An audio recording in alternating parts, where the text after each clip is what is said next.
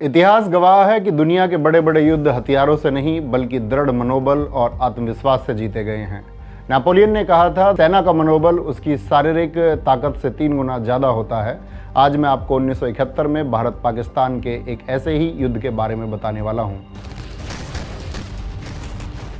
जहां दुनिया की 2 महाशक्तियां अमेरिका और ब्रिटेन पाकिस्तान को बचाने के लिए समुद्र में खड़ी थीं। अमेरिका ने अपने परमाणु हथियारों से लैस 7वें बेड़े पानी के जहाज़ों को बंगाल की खाड़ी में भेज दिया था, हमें डराने के लिए, लेकिन हम डरे नहीं क्योंकि हमारे पीछे खड़ा था रूस, सोवियत यूनियन, जिसने अपनी न्यूक्लियर सबमरीन भेजकर अमेरिकी जहाज़ों को 1 इंच भी नहीं बढ़ने दिया। याद रखिएगा, उस वक्त हम किसी विश्व गुरु वाले भ्रम में नहीं थे, हम यथार्थ में जी रहे थे। 1971 का युद्ध 3 दिसंबर 1971 को पाकिस्तानी वायुसेना के operation Chengiz Khan code name के तहत भारत के 11 से अधिक सैन्य हवाई अड्डों पर एक साथ हमला करने से शुरू हुआ। पर यह युद्ध हुआ क्यों? इसके पीछे एक बहुत गंदी मानसिकता थी, नस्ल सुधार, जेनेटिक इंप्रूवमेंट। उस समय पाकिस्तान 2 हिस्सों में बटा था, पश्चिम और पूर्व।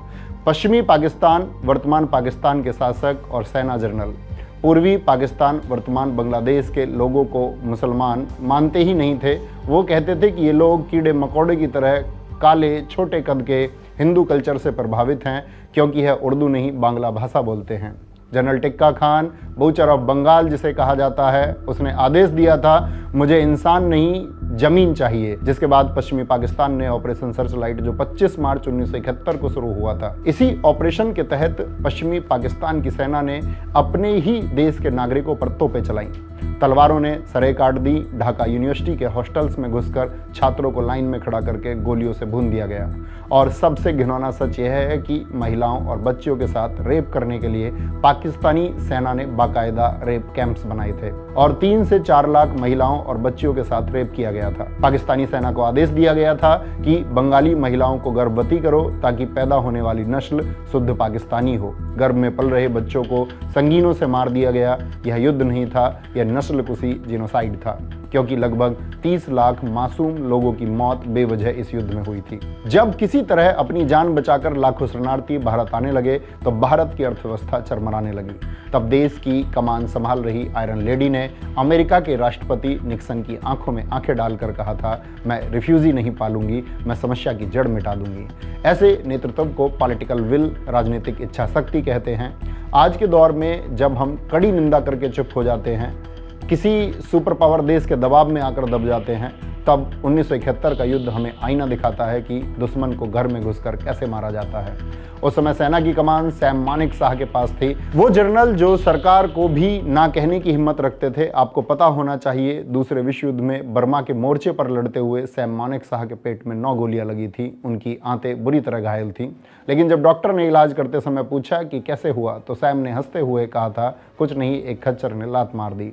जिस कमांडर का जिगर इतना फौलादी कि वो मौत को चकमा दे सकता है, उसे पाकिस्तान क्या डराता। सरकार ने सैम मानेकशॉ को पूरी खुली छूट दे रखी थी। भारतीय सेना ने पाकिस्तानी सेना पर अटैक करने के लिए ब्लिट्जक्रेग तकनीक का इस्तेमाल किया, यानी कि बिजली की गति से हमला। हमारे सैनिकों ने शहरों को नहीं घेरा, बल्कि उन्हें बाईपास करते हुए सीधे ढाका राजधानी की तरफ दौड़ लगाई। मेघना नदी के दलदल और पाकिस्तानी बारूदी सुरंगें भी उन्हें नहीं रोक पाईं। ढाका में भारत के पास सिर्फ 3000 सैनिक थे, जबकि पाकिस्तानी जनरल नियाजी के पास 26,400 जवान पूरी तरह से हथियारों से लैस थे। पर 14 दिसंबर को भारतीय वायुसेना ने ढाका के गवर्नर हाउस की छत उड़ा दी, जहां नियाजी और उसकी पूरी सरकार छिपी बैठी थी। भारतीय वायुसेना के आसमानी पराक्रम को देखकर पाकिस्तानी सेना डर गई और फिर 16 दिसंबर को हमारे मेजर जनरल JFR जैकब ने पाकिस्तानी जनरल नियाजी की मेज पर हाथ मारकर कहा था, जनरल तुम्हारे पास 30 मिनट हैं, अगर सरेंडर नहीं किया तो हम अपनी फौज पीछे हटा लेंगे और तुम्हें मुक्ति वाहिनी दल की उग्र भीड़ के हवाले कर देंगे। फिर तुम्हारा क्या हश्र होगा, तुम सोच भी नहीं सकते। भीड़ के हाथों मौत का डर और भारतीय सेना के खौफ से डरकर नियाजी ने 16 दिसंबर शाम 4:31 पर सरेंडर के कागज पर साइन कर दिया और सिर्फ 13 दिनों में 93,000 पाकिस्तानी सैनिकों ने अमेरिका के 7वें बेड़े की मौजूदगी के बावजूद भारत के कदमों में हथियार डाल दिए।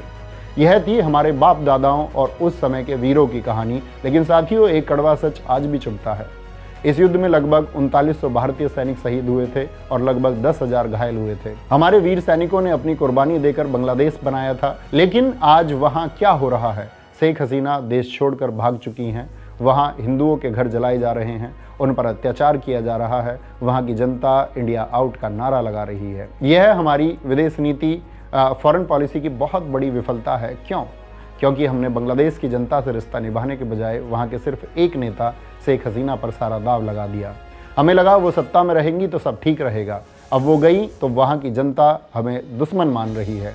इसे कहते हैं कूटनीतिक दूरदर्शिता, डिप्लोमेटिक शॉर्ट साइटनेस। एक शिक्षक होने के नाते मैं कहना चाहूँगा, पड़ोसी को पालना नहीं संभालना पड़ता है, क्योंकि जब आग पड़ोसी के घर में लगती है तो उसकी लपटों से हमारा घर भी जल सकता है। ऐसे ही लपटों से हमारे वीर सैनिक हमारे देश को न जाने कितनी बार बचाते आए हैं। लेकिन आज क्या हो रहा है? हम सैनिकों को क्या दे रहे हैं? एक तरफ हम 1971 की विजय गाथा गाते हैं और दूसरी तरफ हम सेना में ठेकेदारी प्रथा जैसे माहौल बना रहे हैं। क्या 4 साल की नौकरी और बिना पेंशन के रिटायरमेंट उस जज्बे के साथ न्याय है जो 1971 में था? और सुनिए देश के अंदर सैनिकों का हाल क्या है। बिहार 2023, गलवान घाटी के शहीद जयकिशोर सिंह, जिन्होंने चीनियों से लड़ते हुए जान दी, उनके पिता राज कपूर सिंह को बिहार पुलिस ने घसीट कर मारा और जेल में डाल दिया। कसूर क्या था? वो अपने बेटे का स्मारक बना रहे थे। तमिलनाडु 2023, हमारे जवान लांस नायक प्रभु को एक स्थानीय नेता और उसकी भीड़ ने पीट कर मार डाला, सिर्फ इसीलिए क्योंकि वो पानी की टंकी के पास कपड़े धोने को मना कर रहे थे। एक फौजी जो बॉर्डर पर नहीं मरा, उसे उसके ही देश के नेताओं ने मार दिया। अभी हाल ही की बात है, मेरठ उत्तर प्रदेश के टोल प्लाजा पर हमारे एक जवान कपिल कवाद को टोल कर्मियों ने लाठियों से पीटा और खंबे से बांध दिया। वो अपनी ड्यूटी पर कश्मीर जा रहे थे। क्या यही सम्मान है वर्दी का? अभी सितंबर 2025 में लद्दाख के शेर हवलदार तेशांग थारचीन, लद्दाख स्काउट्स का वो जांबाज जिसने 1999 के कारगिल युद्ध में पाकिस्तान की गोलियों का सामना किया, 1996 से 2017 तक देश की सेवा की थी, जब वो अपने हक के लिए लद्दाख के अधिकारों के लिए सड़क पर उतरे। जिस सीने को दुश्मन की गोली नहीं भेद पाई थी, उसे हमारे अपने ही देश की पुलिस ने गोली से छलनी कर दिया। आए दिन वीडियो आते हैं जहां पुलिस वाले वर्दी पहने सैनिक को थप्पड़ मार रहे हैं। आज़ादी के बाद से अब तक 26,000 से ज़्यादा सैनिक शहीद हो चुके हैं, लेकिन जब एक सैनिक छुट्टी पर घर आता है तो उसे अपनी ज़मीन बचाने के लिए पटवारी और थानेदार के पैर पकड़ने पड़ते हैं। क्या यही है वो भारत जिसके लिए सैम मानेकशॉ और 1971 के वीरों ने लड़ाई लड़ी थी? शायद नहीं, क्योंकि आज देश के लिए बहाया गया सैनिकों का अपना खून नेताओं के लिए वोट की स्याही बन गई है। आज के नेता सैनिकों के शहादत पर शोक व्यक्त नहीं करते, बल्कि जगह जगह पोस्टर लगाते हैं और चुनाव जीतने के लिए भी कभी सर्जिकल स्ट्राइक तो कभी ऑपरेशन सिंदूर को अपने मैनिफेस्टो में बेचते हैं। ऐसे नेता सैनिकों को देश का प्रहरी नहीं बल्कि अपने चुनाव प्रचार का पोस्टर समझते हैं। आपको याद है 2019 का चुनाव, प्रधानमंत्री जी लातूर महाराष्ट्र की रैली में खुलेआम कहते थे, क्या आपका पहला वोट बालाकोट में एयर स्ट्राइक करने वाले वीर जवानों के नाम समर्पित हो सकता है? क्या आपका पहला वोट पाकिस्तान के बालाकोट में एयर स्ट्राइक करने वाले वीर जवानों के नाम समर्पित हो सकता है क्या? सोचिए, जिस पुलवामा हमले में 40 जवान शहीद हुए हों, उसे चुनावी मुद्दा बना दिया गया। शहीदों की चिताओं की राख ठंडी भी नहीं हुई थी कि उन पर वोटों की रोटियां सेकी जाने लगी। अभी मई 2025 में जब ऑपरेशन सिंदूर हुआ तो सरकार ने अपनी पीठ थपथपाने के लिए पूरे देश में होर्डिंग्स लगा दिए। क्या यह राष्ट्रवाद है या शहीदों के खून का सौदा? 1971 में सरकार सैनिकों के पीछे खड़ी थी, आज की सरकार सैनिकों की लाशों पर खड़ी है। हमें वो भारत चाहिए जहां ऑपरेशन सिंदूर या सर्जिकल स्ट्राइक सेना का गौरव हो, किसी नेता का इलेक्शन कैंपेन नहीं। 16 दिसंबर को विजय दिवस मनाइए, लेकिन यह मत भूलिए कि फौज तोपों से नहीं, फौजी के सम्मान से चलती है। अगर आप एक जागरूक नागरिक हैं तो सवाल पूछिए, अब सही गलत का पहचान करना सीखिए, क्योंकि मौन रहना भी एक तरह की गद्दारी है। जय हिंद, जय भारत, जय मां सरस्वती।